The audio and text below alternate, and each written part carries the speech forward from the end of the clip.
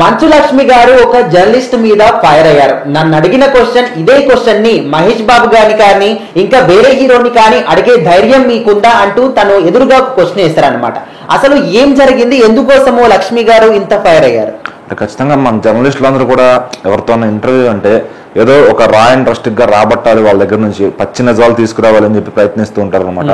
So అవి తెచ్చే క్రమంలో కొంచెం మితిమీరిన క్వశ్చన్స్ అయితే అడుగుతున్నారు. అంటే అవుట్ ఆఫ్ ద బాక్స్ వాళ్ళ పర్సనల్స్ కి వెళ్ళిపోయి, లేదంటే ఇంకా కొంచెం దిగజారుడుగా అడుగుతున్నారని చెప్పాలి. సో ఎందుకంటే ఒక ఇంటర్వ్యూకి పిలిచినప్పుడు వాళ్ళ వ్యక్తిగతం గురించి అడగాలంటే వాళ్ళ ఇంట్లో ఎలా ఉంటారు, ఎలా తింటారు, అట్లాంటివి అడగచ్చు. వాళ్ళు ఎలాంటి షాపింగ్లు ఎక్కడ చేస్తారు, ఇవన్నీ అడగచ్చు. సో అంతేగాని వేసుకునే బట్టల గురించి కూడా ఇట్లా చేయాల్సిన ఇదైతే లేదనమాట. మరి అలా అడిగిన ఒక ప్రముఖ జర్నలిస్ట్ గారికి అయితే ఆవిడ ఒక సమాధానం చెప్పింది.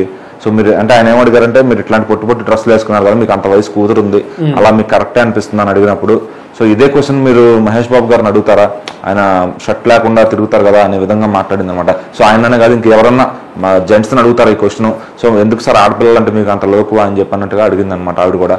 సో అంటే ఇక్కడ ఈ విషయంలో ఆమె అడిగింది కరెక్టా కాదా అంటే నేను కరెక్ట్ కాదని నేను, ఎందుకంటే ఇప్పుడు లేడీస్కి అనేది కొంచెం ఒళ్ళు దాచుకోవాలి, ఆ సిగ్గు అనేది ఉండాలి అనేది చెప్పి అందరూ కూడా మాట్లాడుకుంటూ ఉంటారు అనమాట.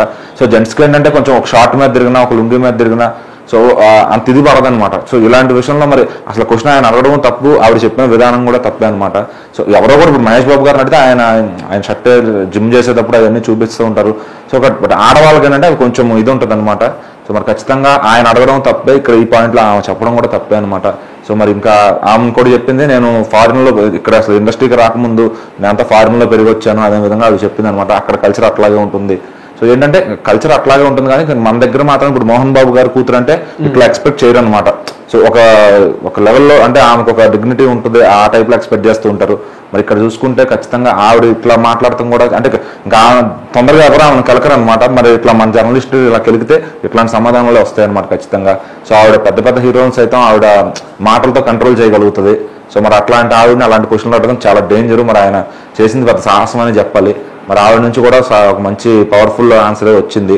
సో ఇది ఇలాంటి టిపికల్ ఆన్సర్స్ ఏంటంటే అది ఎప్పటికీ తెగవు అనమాట. ఎందుకంటే జెంట్స్కి ఉన్న ఫ్రీడమ్ ఇక్కడ లేడీస్కి లేదు ఈ డ్రెస్సింగ్ సెన్స్ విషయంలో.